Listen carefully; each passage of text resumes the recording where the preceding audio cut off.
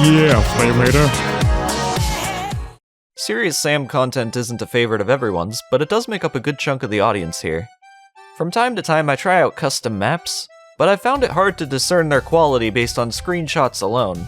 So here's a possible series in video form that might help fans decide what maps to try out. For my first custom map walkthrough, let's take a look at Curse of the Crescent Island.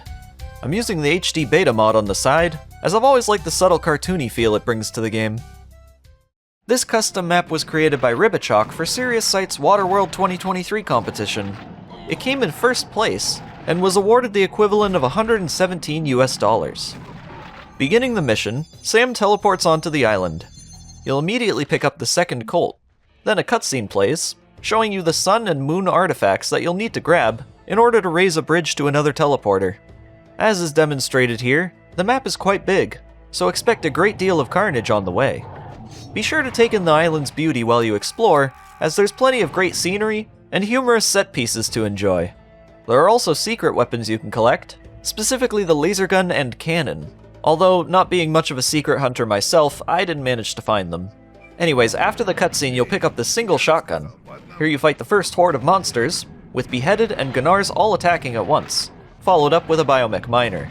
Immediately you get a feel for the sort of battles that you'll encounter in this map. Plentiful but realistic for the player to handle. Many of the custom SAM maps that I've played have sudden, ridiculous difficulty spikes. But Curse of the Crescent Island is well balanced, and its difficulty progresses in a way that feels natural, almost like a map from Crow Team themselves. I'm playing on the normal difficulty setting, which will likely be the case for all custom maps I showcase, but if you'd like to see how these maps play on Serious, check out Steak Jacobs, who has a great deal of experience with custom maps. Link in the description.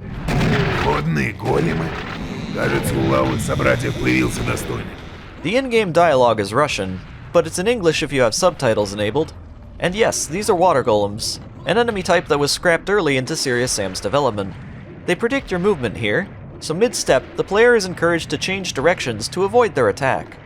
This is just one of several new enemy types in the map, such as the numerous electrofish-infected hordes like Clears and Werebulls. A fairly creative choice without sacrificing gameplay familiarity. Something else I like to see were electrofish coming out of the water to attack Sam. It's implied that all of Mental's hordes have just one purpose in life, which is to kill you. So this kamikaze-style attack makes perfect sense, and is quite reminiscent of the enemy's scrap precursor, the Fishman. There are many various structures throughout the map. You'll often find them with 3 or more projectile-based enemies attacking you, and they're easy to take down, but usually surrounded by an otherwise challenging horde. It's a great way to bring some verticality to the fighting. One thing I always like to know going into a new map is if it's generous with the ammo supply, because if so, that usually means 2 things. 1, that there's a lot of enemies to defeat, and 2, you won't have to worry that much about preserving ammo for useful weapons. If there's a Werebull nearby, I'll hope to have a good supply of rockets, but I don't want to only use this weapon on Werebull, since it's highly beneficial for quick crowd control. I'm happy to say that Curse of the Crescent Island has plenty of ammo, most of which you'll find in small temples, which are littered throughout the map. As you climb the sun path, you'll find a double-barreled shotgun, which I actually missed for most of my first playthrough because I took the right moon path first. Then coming back to this path later, it was very easy.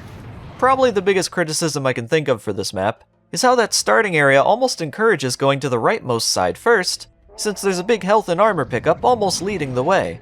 Soon as you pick up those items, the enemies of this side start to spawn in, distracting you from the sun path. Nonetheless, once you collect the sun artifact, more hordes spawn. It was at this point that I realized how the entire map is essentially one large linear path. This is my favorite design for a Serious Sam game, as the player has to constantly think about the oncoming rockets, lasers, charging Werebull and more without the ability to turn a corner and hide from it. This, in a way, forces the designer to be more thoughtful of the enemies being spawned, because at any given time, you're being attacked by all of them. You have to prioritize your targets carefully before some Werebull launches you into a group of kamikaze. Coming down, I have to kill harpies headed towards me from above. This forced me to change my perspective to the sky, thus being unable to see the hordes charging in front of me. Switching between the perspectives was exciting. A clear I saw moments ago might suddenly be way too close, so now I have to quickly swap and hope that the harpies don't catch up with me.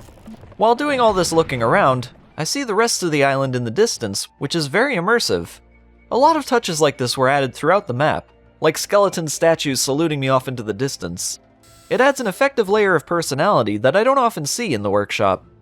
Now on my way to the moon artifact, I find a flamethrower. At the same time, a Fiendian demon is spawned in, which could inflict plenty of damage to me with its homing fireball attack. Luckily, the flamethrower destroys its projectile, so I can basically ignore the thing until the remaining enemies are finished off. Here we get the Tommy gun. Добрый день, дядя Джон. Покормим этих тварей. Next, you'll be crossing a small bridge with a strong variety of enemies. It's a bit much, frankly, considering the fight that follows it has the most densely packed combat in the map. Nearby, however, is a sniper rifle, which should help immensely if you can manage to pick it up before the many enemies surround it. You can exploit this fight a bit by getting into the water, where clears and kamikazes in particular are a bit of a non-threat. I'm unsure whether this was intended by design, but it does work if you feel a bit intimidated here, although the golems aren't bothered by water, so you'll still have those to look out for. Now you get yourself a rocket launcher, and of course on the way, more hordes spawn. The path leading up to the moon artifact was incredibly fun. The combination of clears and kamikazes with the occasional werebull always makes for a good, varied combat experience. After collecting the artifact, you'll encounter all types of biomechs, and some arachnoids. Prioritize those hit scanners while dodging all lasers and rockets.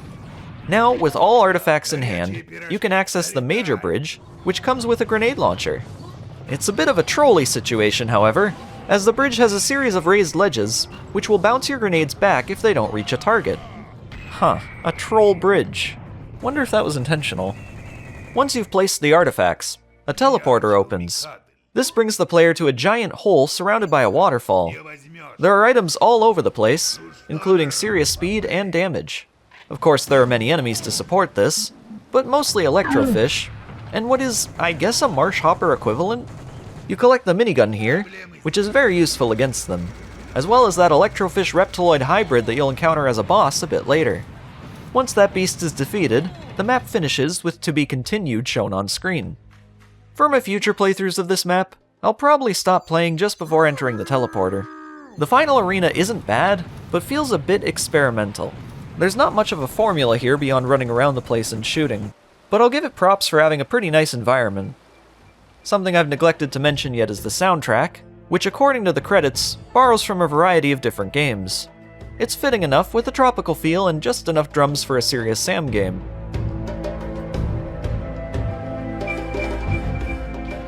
No wrong choices here per se, though for me it was probably the least memorable thing about the mod. I think it's missing a more intense fight theme, instead of what feels to be from an emotional moment in a Marvel Studios film.